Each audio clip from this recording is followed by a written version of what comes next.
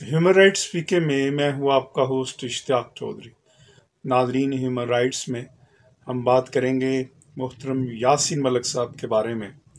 World renowned activist जो कश्मीरियों की जद्दोजहद आज़ादी के लिए उनकी ग्रां कदर खिदमात हैं और पुरअमन और पीसफुल जो स्ट्रगल उन्होंने की सारी ज़िंदगी, और लेकिन उसके बावजूद उनको एक नाजायज़ मुकदमे में, एक बिल्कुल झूठे और बेबुनियाद मुकदमे में जो कि उनके ऊपर बनाया गया इंडियन गवर्नमेंट की जानब से, जिसमें दहशतगर्दी की दफ़ात लगाई गई, जिसमें कॉन्स्पायरेसी की दफ़ात लगाई गई, उनको गिरफ़्तार किया गया और उसके बाद फिर उनको जो है वो तहाड़ जेल में रखा गया। और उसके बाद फिर गुज़श्ता रोज़ उनके ऊपर जो है वो चार्ज फ्रेम किया गया, और जिसको मोहतरम यासीन मलिक साहब को कोई काउंसिल एक्सेस नहीं दी गई और उनको बाकायदा एग्री करवाया गया उस चार्ज से, जिसके बाद फिर अब आने वाले दिनों में उनको कोई पेनल्टी दी जा सकती है, सज़ा दी जा सकती है। पूरी इस वक्त आलमी बरादरी उस अंदाज में देखे तो ह्यूमन राइट्स ऑर्गेनाइजेशन जो हैं वो अपने तय तमाम इंडिया के इस एक्ट की मजम्मत करती नज़र आती हैं। अगरचे आलमी जो अदारा है यूनाइटेड नेशंस, और यूनाइटेड नेशंस की जो काउंसिल फॉर ह्यूमन राइट्स है, उसकी तरफ से अभी कोई कंडेमनेशन उस तरह सामने नहीं आई। मोहतरम यासीन मलिक साहब के साथ लगता ये है कि शायद उसी तरह होने जा रहा है जिस तरह इससे पहले वो मकबूल भट्ट साहब जो थे, वो भी कश्मीरी रहनुमा थे, जिनको 1984 में जो है वो उन्होंने एक तरह से शहीद किया और मारा, और उनके ऊपर भी मुकदमा चलाए। फिर इस तरह जो अफजल गुरु था उसको 2013 में जो है वो फांसी की सज़ा दी गई। और इस तरह, हालांकि अगर आप यासीन मलिक साहब का कैरियर देखें तो जब कांग्रेस की गवर्नमेंट थी तो वो उनको वज़ीर आज़म हाउस भी मुद्दऊ किया गया, और वज़ीर आज़म हाउस मुद्दऊ करने के बाद फिर पूरी जो कश्मीरी लीडरशिप थी उनके साथ मुज़ाकरात किए गए, मामलात किए गए। लेकिन चूँकि इंडिया के अंदर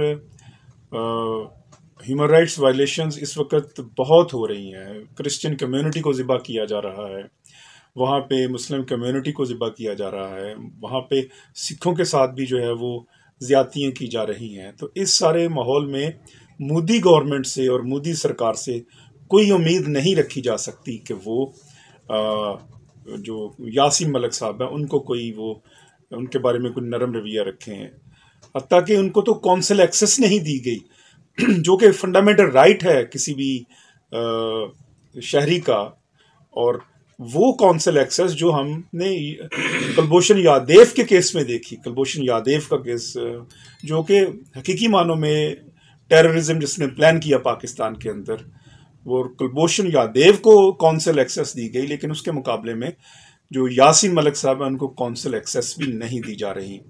और सो मच सो कि जो प्रिजनर राइट्स हैं जो वो भी उनको नहीं दिए जा रहे। हमने इस सूरत हाल के अंदर जो है वो एक ख़त जो है वो भिजवाया है, लेटर ईमेल किया है यूनाइटेड नेशंस के जो सेक्रेटरी जनरल हैं उनके नाम, और इसी तरह ह्यूमन राइट्स जो काउंसिल है यूनाइटेड नेशंस की उनके नाम, कि ताकि वो इस सारी सूरत हाल का नोटिस लें और डायरेक्ट करें इंडिया को कि वो ये जो इंटरनेशनल लॉ की वायलेशन हो रही है, ये जो इंटरनेशनल कन्वेंशंस की वायलेशन हो रही है। बहुत सारे कन्वेंशंस हैं, जनेवा कन्वेंशन है।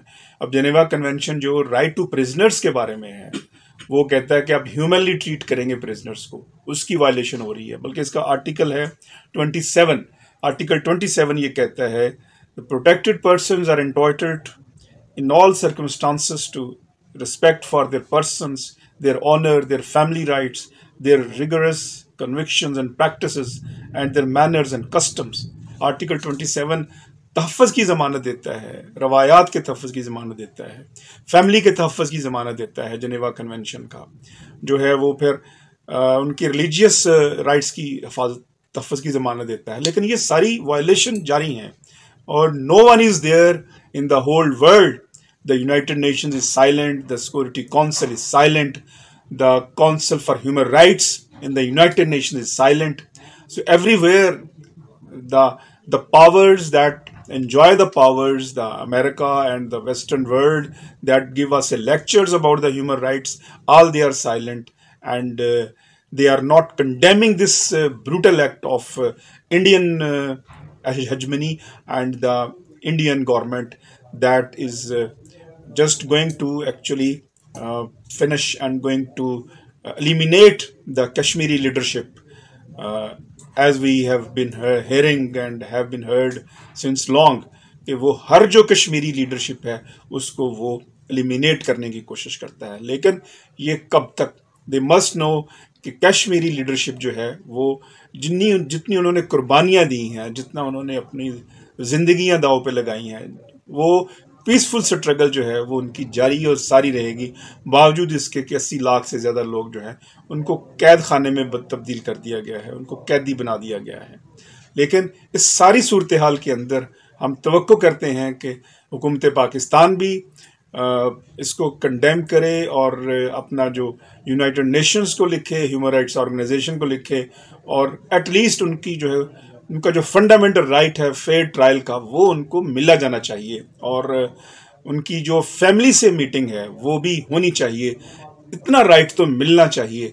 हमने कुलभूषण यादव की फैमिली मीटिंग करवा दी थी जो कि एक दहशतगर्द था, लेकिन यासीन मलिक साहब की जो है वो उनकी फैमिली से भी मुलाकात जो है ये उनका फंडामेंटल राइट है. ह्यूमन राइट्स से मुझे इजाज़त दीजिएगा. जाने से पहले ह्यूमन राइट्स पीके को ज़रूर सब्सक्राइब करें क्योंकि ये आपकी आवाज़ है. वस्सलाम.